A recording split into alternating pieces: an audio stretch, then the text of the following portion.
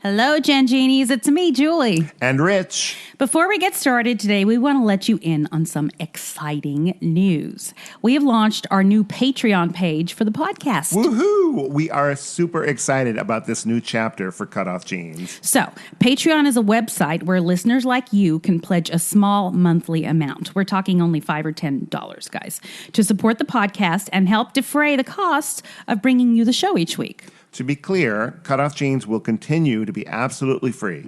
But to thank you for your support, we are going to offer our patrons some fun little extras. Like early access to the podcast every week, where you'll get to hear the latest episode before it's released to the general public. And why not make your friends jealous with exclusive patron-only CutOff Jeans swag? Fancy. And here's something you guys have been asking for, and I'm really looking forward to this. I'm going to host a monthly, hour-long, online Ask Me Anything session where patrons at the $10 level can literally ask me anything. Anything? You're a brave woman, Julie. You know, I know. I'm also going to give access to my blog, Are You My Father?, where I tell the story of my search, actually it's my life story basically, for my biological father in even more detail than I did on the podcast. Wow, your blog was the original inspiration for CutOff Jeans, wasn't it? It was. Wow. Well, all patrons at any level will receive a shout-out on the podcast along with our undying gratitude for your support. Yep. You guys know that this show is a labor of love for me. It's something I'm very passionate about. It'd mean so much to me if you would consider supporting our work here on the podcast by going to patreon.com/CutOff Jeans podcast. That's Patreon, patreon.com/CutOff Jeans podcast. We'll add a link to it on the podcast and on the Facebook page. Thank you all, my Gen Genies. And now, on with the show. Woo! Is your family tree a mystery? Are you fascinated by genealogy? Well, hip, hip, hooray, let's talk DNA with Julie. The truth is in your genes. In CutOff Jeans. Welcome to CutOff Jeans, the podcast that helps you find your truth using nothing but DNA. I'm Julie Dixon Jackson, and I am a genetic genealogist, henceforth known as a Gen Genie. And I am Richard Castle, the co-host and producer of this podcast. What's going on today, Julie? Hot. Oh, I know. We're in the middle of summer, the dog days of summer here, and my dog is a wimp, and he wants to be in the air conditioning all the time.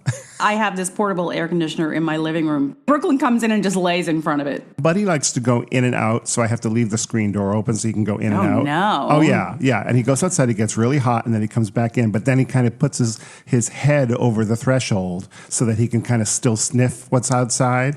But I'm like, I love it. I hear my dad, going like, don't leave the door open or you're going to let all the air let the conditioning air out and let the flies in. Hi. And, well, Buddy catches all the flies. He's like a cat. So we if there's a fly in the house, I know within 10 minutes Buddy will get it.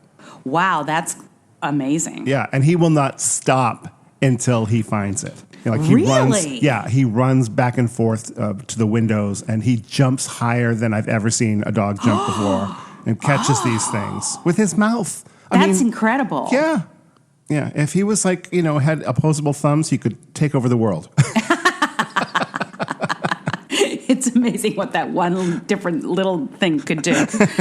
Oh, my goodness. Hey, I took a deep dive this weekend, as I am wont to do. Yes. I started watching these Karen videos. Oh, no.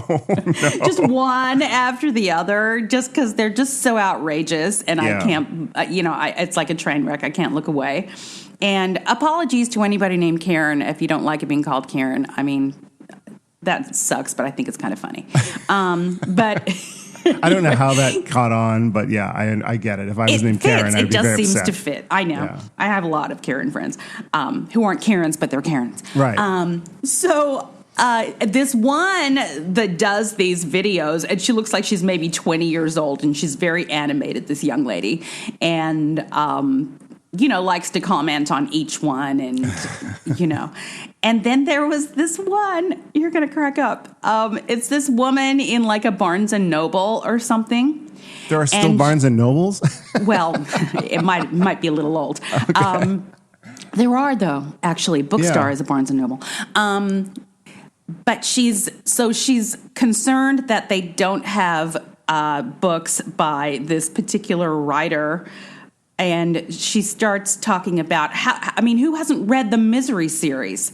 And she's talking about misery. And at one point, she uses the term cockadoodie.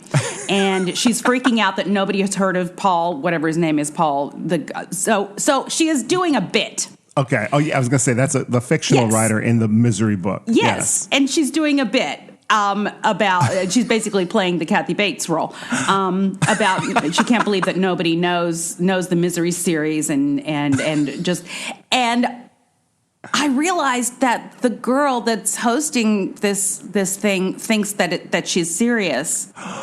And that she's never heard of the Misery series either. And whoever this Paul is, she's like, she's crazy. I'm like, she's doing a bit. Oh, my God. I think that is so funny. And now you should do a video like that's real meta. Like you watching this woman watching that video and commenting about how stupid she is that she doesn't know that it's a bit. Oh, my God. That's funny. I have to figure out how to do that. People have gotten in trouble over the years doing satire because people don't recognize that they are doing satire. And I think that whatever that woman was doing is really funny. I mean, I love that kind of stuff. I think it's hysterical. Hilarious. I was like, oh, she's doing Kathy, but then I realized, people aren't really in on it in there. And then the host wasn't even in on it. And she was like outraged that this woman was crazy. It's really smart because she was in a bookstore and she's talking about this author, this fictional author. And if you're in the know, it's really funny. It's only when people do, they pretend to be Karens or whatever and cause a stir just to get attention for their video. But there's no intention to parody something. They're just doing, like they're doing it to get people angry. Hits. Yes. What started me on this whole deep dive was there was a woman in New Jersey in a Victoria's Secret that lost her mind because she was being videotaped by somebody else because she was behaving poorly, basically.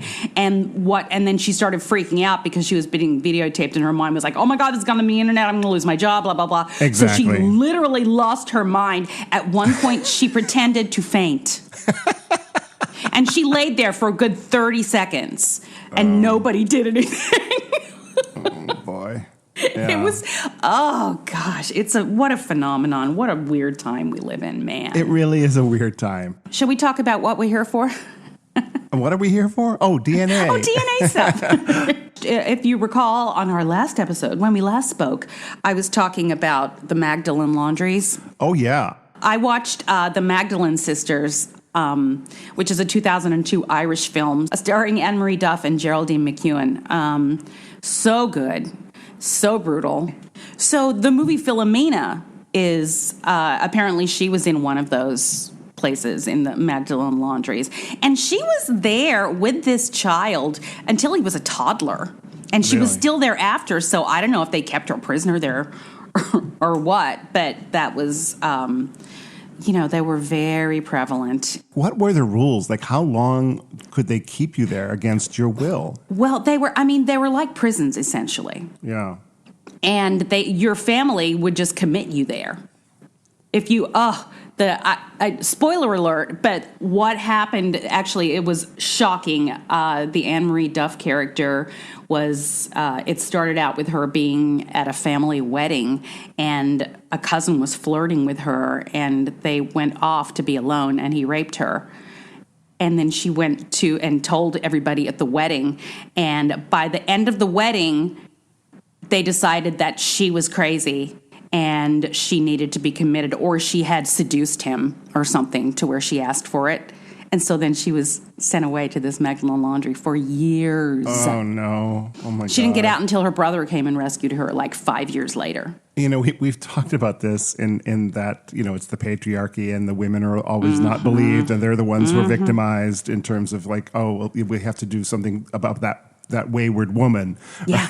It's horrifying. Horrifying. Yeah, horrifying. Yeah. And on a more modern note, so okay. I've been watching Match Game 75 and 78 on Amazon because I love those shows and they are really entertaining. But you realize when you watch it what a different time it was in the 70s. So at one point, And again, I will preface this by saying I do enjoy the show, but there are certain things that to a modern day audience are really kind of shocking. Are unacceptable. Unacceptable, yes. So Right. there's this woman contestant is there, and Gene Rayburn, the host, says, "Oh, what you smell good. What are you wearing?" And she's like, "Oh, it's coconut oil, whatever." And he goes in and like sniffs her neck, and then starts to do a bit where he likes literally biting her neck, and she looks horrified and embarrassed, but the audience is laughing and cheering. So anyway, he does that. She plays the game and loses the first round, so she doesn't win anything.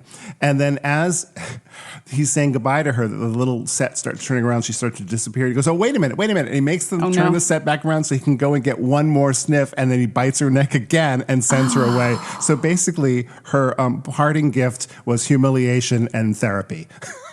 Oh my gosh. It's terrible. And there's nothing she could do about it because it was because it was on TV, and if she wasn't a good sport about it, right. Lord. And the live studio audience was cheering and laughing and clapping. Hilarious to them. Yeah. Right, so I mean, again, it was a different time, but when you watch it now, it's shocking. And even as I say, at the time it was considered, acceptable or whatever. Maybe it was considered acceptable to most people, but not to everybody. Because I watched this one video on YouTube. Lord knows how I went down this rabbit hole. But it was the Dick Cavett show, which I love. Mm-hmm. And Lily Tomlin was a guest. And this was in the early 70s, all right? So she had done Laugh-In and maybe some live stuff, but she wasn't a big star yet. And she was on there, and then I'm trying to remember the name of the guy. It was Chuck something. He was a very like masculine TV star. So Dick Cavett asks him if he has any animals, and he says, "Yes, I have. I have a dog, and I have a horse, and I have a wife." Yeah.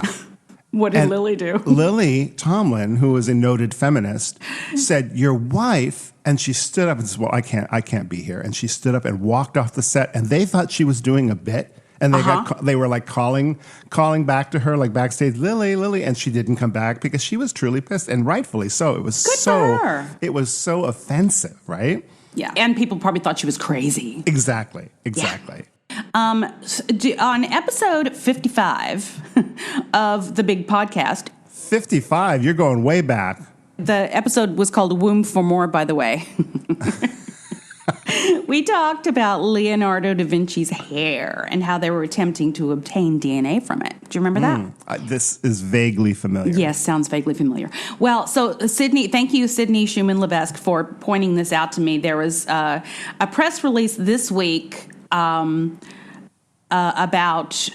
them identifying 14 living relatives of Leonardo da Vinci. Really? Yes, 14 people alive today can now boast a direct genetic link to the famed Italian Renaissance polymath Leonardo da Vinci, reports Italian wire service Agenzia Nazionale Stampa Associata. How was that? It sounded really good. He didn't have any children, though, did he? No, he did not. This came from his father. Okay. Wow. Writing in the journal Human Evolution earlier this month, researchers Alessandro Vazzosi and Agnese Sabato revealed a reconstructed Da Vinci family tree that spans 690 years and 21 generations from 1331 to the present day. Eventually, the team hopes to use its expanding genealogical map of Da Vinci's relatives to reconstruct his genome. If they succeed, the scholars hope to explore the roots of Leonardo's genius and see if some of the inventor's physical quirks, such as his left-handedness and synesthesia, have a basis in his genetic code. Genetic evidence could also help scientists determine if remains buried in Amboise, France, really belonged to Leonardo. So at this point, I realized, this doesn't seem to be DNA-based, because it sounds like they're still working on the genetic evidence. It sounds like this was just a research project. Right, but they were able to identify living relatives, so that had to have been through DNA, no? Well, it doesn't say that they were. That's why I'm confused. And it never mentions the hair that I mentioned, a year and a half ago. And where did they get the hair? Like, how does hair still exist from, 600 years ago? It was in a collection. It was in an art collection, I believe, that somebody had. Narrowing down a list of Leonardo's blood relatives is time-consuming, complicated work. He never had children, and he may have been gay and was perhaps even thrown into jail for sodomy in 1476. Wow. Yeah, I didn't know that, though the case against him was later dismissed. The newly identified relatives range in age from 1 to 85 years old. Some still bear the family name, which originated with Leonardo's direct male ancestor, Michel Da Vinci, born in 1331, and was originally meant to describe where family members were born, near Vinci, in the city, a city in Tuscany. Also known as the Da Vinci Abode. Sure. Of the 14 descendants referenced in the study, just one had previously known about their links. Some still live in the towns neighboring Vinci and have ordinary jobs like a clerk or surveyor and an artisan. In 2016, researchers identified 35 living relatives, including film director Franco Zeffirelli. Oh, well, there's some kind of genius in there. That was in 2016, but they were not from the Y chromosome. Speaking of patriarchy, they were mostly indirect from the female line. In quotes, they were not people who could give us useful information on Leonardo's DNA, and in particular, the Y chromosome, which is transmitted to male descendants and remains almost unchanged for 25 generations, unless there's an NPE. Which there is always an NPE. Which there's always an NPE, Yeah. so... If you can go 26 generations without that's an NPE... amazing. Yeah. Yeah. I would venture to guess that in the history of time, that has never happened. Yeah. 26 generations without an NPE. I wonder, it would be an interesting study. Without anybody straying in any way or having any kind of, trauma. Oh, there's got to be know. somebody. Think of all the people in the world. Right? Yeah. But maybe just one. Yeah. The purest of all.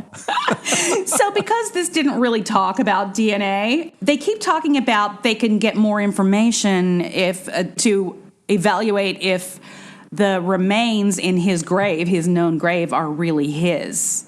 And I would think you would get that from the living descendants. So this is not as fully realized as I initially thought. Oh. Was my point. So I looked up, I wanted to find more. So the J. Craig Venter Institute, J. Craig Venter is a geneticist who was married to Barbara Ray Venter, who was the Golden State Killer genius. Oh, okay. Yeah. The goal of the Leonardo da Vinci DNA project, which is what this institute does, is to conclusively determine if the remains purported to be those of Leonardo da Vinci at Amboise Castle are his by comparing DNA profiles to those of known relatives. Further, we intend to use whole genome sequencing data from Leonardo's remains to better understand his extraordinary talents and visual acuity through genetic associations. So, again, no mention of the hair. I don't know if that was that just kind of fell through. But it sounds like they have access to his remains. Well, I mean, whoever's buried in that grave that they think was him. Why would they bury somebody else in that grave? I don't know. That's why I wonder a lot of people think that it? nobody's in their own grave. So, apparently that happens. I've got one foot in my mouth and the other foot in the grave. You're flexible. Well, while we ponder that, let's take a break. Let's. If you're enjoying our podcast, please subscribe, rate, and review. Or consider supporting us on our Patreon page, patreon.com/CutOff Jeans Podcast. Now back to Julie and me. All right, we're back. Here's a sad story. A woman was arrested on Friday after years of dead ends in the investigation into the death of baby Marianne, who was found September 24th, 2007 at the YMCA's old location at 572 North Queen Street, which is in a town. I didn't get everything, but it's a town in Pennsylvania. Okay. The baby, whom authorities said was born alive between 35 and 38 weeks of pregnancy, died of complications of asphyxia. Authorities said she was found wrapped in a bloodstained towel and several plastic bags and was placed in a canvas bag along with the placenta and umbilical cord. Oh, my goodness. Her death was ruled a homicide, but a suspect was never identified despite countless interviews and at least 25 women being ruled out as the mother. When Sergeant Randall Zook became lead investigator of the case in 2016, he submitted DNA evidence to Parabon Nanolabs, And that's how he found a second cousin to the baby. So over the next 3 years, Zook assembled a reverse family tree. Why would it take 3 years with a second cousin? That's weird to me. I could do it in 3 days. Anyway, a reverse family tree for Marianne, ruling out family members and eventually discovering an intricate connection between this woman whose name is Brazel, that's her last name, and the baby. Zook and Lancaster, it was Lancaster.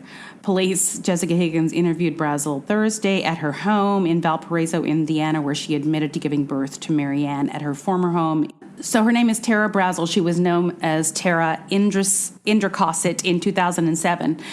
She told investigators she knew she was pregnant, failed to seek prenatal care, and did not seek medical care after her baby was born. She reportedly admitted to putting her baby in the dumpster. Investigators could not comment on a motive. So what are your feelings on this so far? What are your thoughts? I'm horrified. I mean, I'm horrified. I'm going to assume that the woman has some mental health issues because I can't imagine anyone doing such a horrific thing to a newborn baby. Right. But I don't know. How old do you think she was? Oh, well, I always immediately go to like she's either a teenager or really young. Right. So there's a lot of talk about prosecuting these women, and I think everyone should be prosecuted. I think when they're teenagers, it's still murder, but I think it should be different. I think we need to have a little more empathy and understanding because they're minors and, we don't know what they went through, what they were going through. And I just have a little more understanding. I understand what you're saying, but yeah.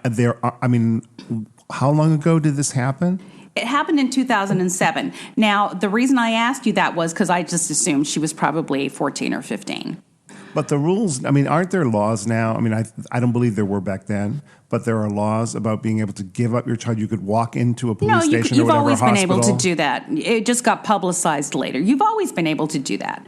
But here's the clincher. I assumed that she was a teenager, but she was in her 30s. She was in her early 30s at the time. Yeah. That puts a whole different color on it for me. Yep. And this is happening more and more there. So people who did this, I'm sure, are shaking in their boots once again because this is easy. This is, you can 100% identify people. The authorities say they know who the father was, and he has been interviewed. Whether he was aware of the baby's birth or was involved in any way remains under investigation. And they asked for anyone who knew her in 2007 has information on the case are asked to call the Lancaster Bureau of Police. Yeah, it's tragic, but I just can't, especially knowing how old she was. That makes me think there had to have been mental health issues because how do you do that? How do you carry a baby to term? It's absolutely, yes. And do something like that with a living child. The baby was living. It wasn't like she can't say that she was born stillborn because she was asphyxiated. It's so sad. It's she could have given that child up for adoption. She could have, she could have ended the pregnancy early if she was old enough to have known. There's no excuse other than mental health. Or sociopathy. Yes. There's that too. Right. There are many people walking around that have zero conscience and zero accountability. Well, they should also look and see if this has ever happened again. I think I would go over her life with a fine-tooth comb. I wonder if she has other kids. Have you been pregnant before? Yeah. Yeah. It's crazy. Just awful. Anywho, yeah. I think we should cut this short because if I recall, the third chapter of the story is longer. Yes. So let's take a break and we'll be back shortly. All right. Thank you for listening to CutOff Genes with Julie Dixon Jackson and Richard Castle. You can support us by going to patreon.com/CutOff Genes podcast. Now, back to the program. All right, this week's Epic Odyssey is part 3 of Christy Jacobs' amazing story. So when we left off, Christy had confronted her biological father and just kind of wanted to get the heck out of there. And then he insisted that she and her friend come into the house and wait for his wife to get home so that they can meet. And I will let Christy take it from there. Sounds good. Let's listen in. Okay. He was telling me that he's been married for 60 years. Woo.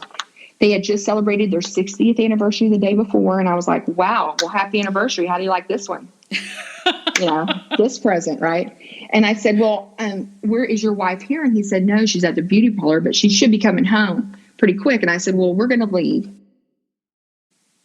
I wasn't given any information, phone numbers or anything. I was just like, we're going to go. Thank you very much kind of thing.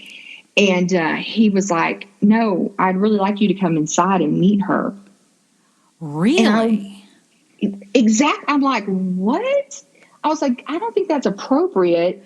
Well, I mean maybe it had, well, go ahead. Keep talking. I mean, maybe to him it was, though, and I kept saying, Larry, I don't want to be part of that because that's kind of your story to tell. Yeah. And I feel like if I'm in there, she's going to think this was a planned ambush or something. I don't know what she's going to think. Yeah. But I was just thinking if someone just came in my house and strangers are sitting there and I'm like, what's going on?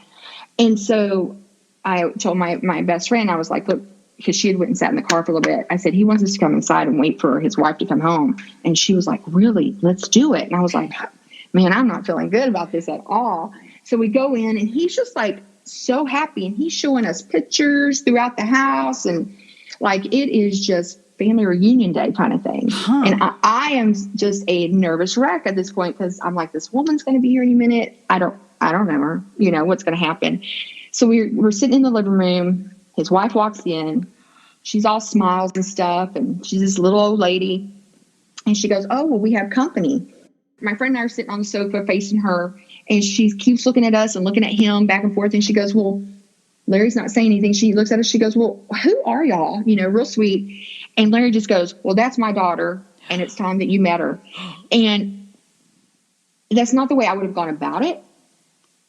And that's all he said. And it was like the end. That was it. And I'm sitting there and she's looking over at myself and my friend. And she's like, really? Which one of y'all?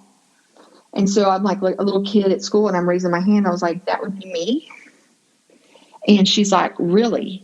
And how do you know why, and she's like, what makes you think that? How do you know? And so here I'm talking to a lady that's almost 80 and I'm trying to explain to her that DNA doesn't lie. And this is crazy. It is crazy. And she's like, I still don't understand. I said, well, you have a grandson and he recently submitted his DNA to ancestry.com. And once you do that and the labs do whatever they do and they create this data, it's uploaded into the system. And then anyone that you're related to populates. So you can see everyone that you're actually legitimately related to. Mm-hmm. And she still wasn't understanding it. So I got my phone. I got up and opened my phone. I opened up my tree to show her, not my tree, but your results. My results. And I showed her Joey on there.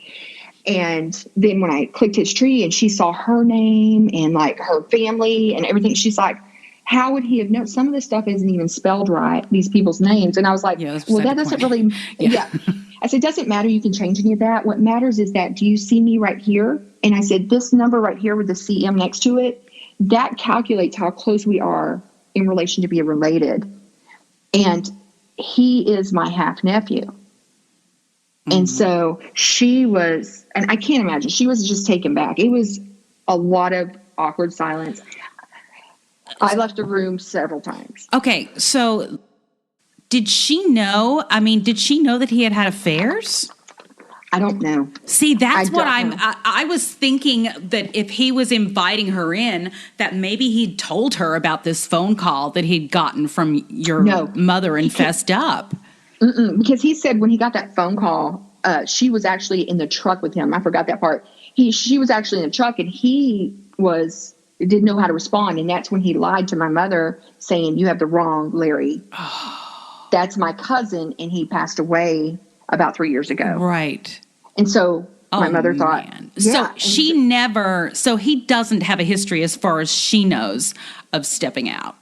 Not that I'm aware of. Oh, man. But I can only think in my mind, is she thinking, okay, how many more kids are going to show up at the door? Yeah. Because that's what I would be like. In my mind, I'd be like, okay, this is one. How many other affairs did you have? I just want to know what to expect. Yeah. That's just me, right? Yeah. But I kept getting up and leaving. And then my friend and I left the room for about 15 minutes at one point to give them a little bit of time. But you could not even hear a pin drop where they were. Oh, my God. See, oh, man. I mean, what do you do? I mean, there's no instruction manual. Yeah. And if I had been invited in, I just would have assumed that she knew something. Right. Something. That's nuts. Oh my gosh. Because he's like, I knew this day was coming and all this other stuff. And so he just says, this is my daughter. And he stops talking. So for like the next literally hour, she has all the questions and I'm trying to answer. She's like, well, what's your mother's name? I said, her name was Sherry Limoges. Where did she grow up in? She grew up in Carrollton, Texas. She was 20 when she got pregnant with me. And, she's like, well, don't you have a dad? And I said, yeah, I have an amazing daddy. I said, I have a daddy. Once again, beside the point. Right. And I said, I'm not here again to disrupt your lives. I don't want anything from y'all. I don't want your money. If you have any, I don't care. I'm self-sufficient. I just have answers. I said, listen, Sandy, no disrespect. DNA doesn't lie. None of this is my fault. I am the result of a situation that happened beyond my control. 2 people got together, had an affair. I was the result of it. The end. Yeah. So I have every right to learn my truth. Mm-hmm. And that is what I'm trying to learn. And I said, I have these amazing sons. They're getting to the age where at some point they might get married. They're going to want to have children. They have the right to know what their family history is, period. Everyone has that right to know. Mm-hmm. And she was like, yeah. And my friend was like, Christy, we need to go. And I was like, you're right, we need to go. So I was just like, we need to get going because it's getting late. We got to drive through Dallas traffic and everything. And so, Larry pops up right away. He just jumps up and he and my friend walk outside. And then Sandy's like, well, I got to go outside to move my car because I'm parked behind y'all. And I was like, okay. Well, she didn't go outside when they went outside. So I was in the house with his wife alone for 30 minutes. Oh, wow. Because she just wanted to talk to me. She cried. Aww. She hugged me. She had told me that Joey, they actually raised from the age of 11 forward. Oh, wow. And so I don't, that was very important to her. She was going and getting pictures out of her bedroom to come and show me of her, my half sister, her daughter's partner and their son. And, and I was just like, wow, this woman is getting this, right? This is crazy. As I'm leaving, I was just like, I was just very grateful. I thanked her so many times. I was like, I'm so sorry that this was just dropped on you. I mean, I don't know. And then I was like, I don't know why I'm apologizing.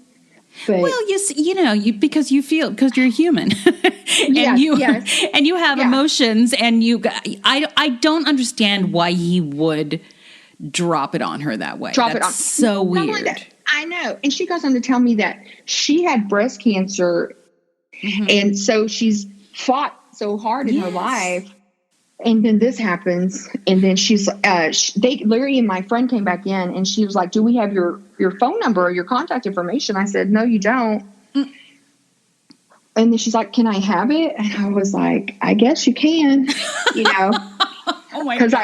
Because I had no intention of doing it, but at that point, what do you do? So she got out a pad of paper, and I wrote it down, and I left it there, and she goes, well, do you have our number? And I said, no, I don't. And she wrote down her cell number and gave it to me.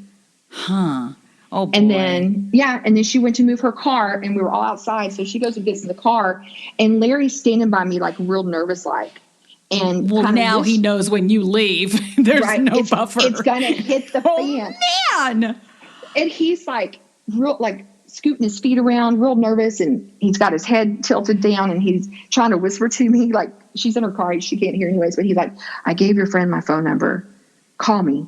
Let's go to lunch, and he goes, I'm sorry about all this. Most of the time when people apologize to me, I usually say, what are you apologizing for? Yeah. But in this case, it was legit. Yes. Yeah. And I didn't question it. And he goes, and I want you to know I love you. And I was like, oh, and I just said, okay. Yeah. Because I don't know him. That is so much so soon. Right. I just found him. Yeah. But he knew about me since I was 18. Yeah. And I was mad. Yes. At that point, I was pissed off. Yeah. And so I gave him a hug and I said, I hope you have a happy Father's Day. So we left, and Tiffany only lives like maybe 30 minutes from there. Uh-huh. And so I called her and I was like, can I please come by and meet you face to face and just give you some love? I just need you at this moment. Yeah. And so we drove there and I told her the story and she was kind of flipping out. We left there, and when we left there, I called Larry's phone. I was just going to say thanks and whatever. Mm-hmm. He didn't answer, so I left a voicemail. And then on Father's Day, I thought, well, I'll just call and say, I hope you're having a good Father's Day. And I wasn't going to wish him Happy Father's Day. Yes. Okay. Because I don't know why in my mind I didn't want to do that, but I wanted to make it a point to just say, I hope you're having a good Father's Day. Yep. So I did that. Still didn't hear back. And so I've been texting with Tiffany this week, and I'm like, you know what? I have not heard back from Larry. So in my mind, either he's over it or his wife has just, maybe she murdered him, just laughing. I don't know. He's in the doghouse, literally. Who knows? So you haven't heard from either of them since then? I had not until yesterday. Oh, okay. What happened? Because he told me his wife goes to the beauty parlor every Friday afternoon. So I was like, okay, I'm going to call him during those hours. Well, he answered. But he sounded like really nervous. And I was just like, hi, Larry, it's Christy. And he was like, hi, how are you doing? I said, I'm doing fine. Did I catch you at a bad time? He goes, yes, ma'am, you did. And I said, oh, I'm sorry. And then he's calling me ma'am. And I was like, well, I'll just let you go then. And you can just call me back whenever you want to. He goes, yes, ma'am, I will. Obviously, he was in front of someone that he did not want them to know he was talking to me. Right. A couple hours go by, and I had 2 missed calls from a number I didn't recognize, and I go to listen to the voicemail, and it's Larry calling me from his son's phone. So I'm like, okay, here's the deal. She does not want him communicating with me. So I call him back on that phone number, and he answers, and I'm like, how are you doing? And he's just like, well, I'm alive. Oh, God. And I said, you know what? Every morning when I wake up, I always thank God because I woke up today, and I thank him for allowing me to wake up, because a lot of people don't get that opportunity. Yeah. But he was really like, I'm alive. And I was like, she's really mad, isn't she? He goes, oh, boy, is she ever. Okay. So at this point is when we say, Larry, you need to learn things about processing and timing and reading a room. That is so not the way to do that. We kept trying to get out of doing that. Well, and you also didn't know what she, what she knew. He was not, wow. He wasn't forthcoming with a lot of stuff. No. Like that. Oh my gosh. He was Larry. he was so detailed about the night that and the evening that he spent with my mother. Mm-hmm. And that was the only detail I got from him throughout the rest of our conversation. It must have been very memorable. It been a good night, right? And I'm like, well, Larry, I said, I don't know what to say. I'm sure she's in shock the way that this was kind of dumped on her. Yes. He was like, Christy, I feel like she knew, because she had told me your mother called the house one time. And I guess, so when my mom called their house at that point, I guess she either left a message on their message machine, or maybe Sandy was there, because she told Larry, Sandy told Larry, I remember her mother calling me. Oh, wow. Again, it's out of my control. And he's like, I just keep telling her that none of this is your fault. No, this is my fault and your mother's fault. Yeah, she knows that. She's pissed, though. Yeah. And I said, well, she's pissed. And obviously she doesn't want me to spend any time with you. I mean, maybe she's feeling a little jealous too, or whatever. I don't know. And you know what? You gotta, I mean, it's understandable that she feels that way, but I mean, she married the guy. She chose him. Right. And for 60 years. Yes. Yes. Yeah. And I mean, and I'm sure when she was processing, because like her daughter is 60 or almost 60 and her son's 56. So she's at home with 2 little kids and her husband's out having fun. Oh, yeah. I mean, and everybody keeps telling me, Christy, well, walk in her shoes. And I'm like, I don't want to walk in her shoes. Why doesn't everybody just walk in my shoes for a minute? Exactly. Okay. So, yeah. Right. I mean, she's not, she can't forbid him from being in contact with you. But at the same time, we have to have empathy for her because she has a lot to process. She does have a lot to process. Yes. So he goes on to say, I got your message for on Father's Day, and it was we had a good one and everything. I said, did you though? Oh, yeah. It doesn't sound like you probably did. He goes, it was okay. And then he's like, well, he says, did you get a phone call from Kay? So Kay's their daughter. And I said, no, should I have? He goes, well, I told her about you. And I was like, did you tell her with your wife? Or did you just tell her on your own? Was it a phone call conversation? Was it on Father's Day, for God's sakes? I mean, he didn't answer that question directly at all. Larry has trouble with boundaries. He does. He has no clue. He has no clue. Yeah. And I said, I'm sure she was upset. And he was like, well, to be honest with you, I'm not sure if she was just hurt or really angry or whatever. And I'm just like, well, I'm sure she's both. Because I am. Yeah. Yeah. And I don't expect her to call me. I mean, I'm not trying to interrupt anyone's life. Yeah. And so he goes, yeah, when you called me on Father's Day, my phone was on the kitchen table. He has a problem sharing the wrong information as well. Yeah. So, and he goes, and I guess Kay was in the kitchen and he has like a flip phone and she's like, someone's calling you from 214, blah, blah, blah. And Sandy turns around and says, don't answer that phone. Delete that number right now. Delete it. Oh my gosh. Those were his words, just like that. And he doesn't have a lot of emotion like I do in my voice. Yeah. And so I'm just like, wait a minute, Larry, you're telling me that your wife was like yelling, towards your daughter saying, delete that. I was like, that's a problem. Yeah. That's a huge problem. That means, because he said he didn't get my other voicemail. I'm like, is she picking up your phone and going through your phone? Right. I mean, at some point, if you want to have a relationship, you're gonna have to work harder. Yeah, because I don't. He's I don't got have to. They have some work to do.